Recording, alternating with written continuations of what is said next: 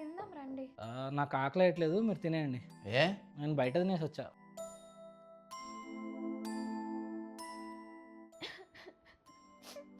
ఏమైందమ్మా అంతలా ఏడుస్తున్నావు?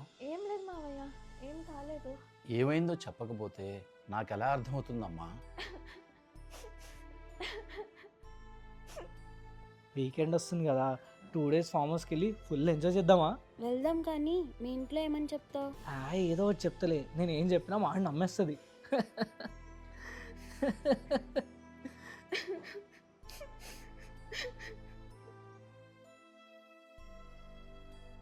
సంధ్య, సంధ్య డాడీ, సంధ్య ఎక్కడుంది? ఫామ్ హౌస్కి వెళ్ళింది. ఫామ్ హౌసా?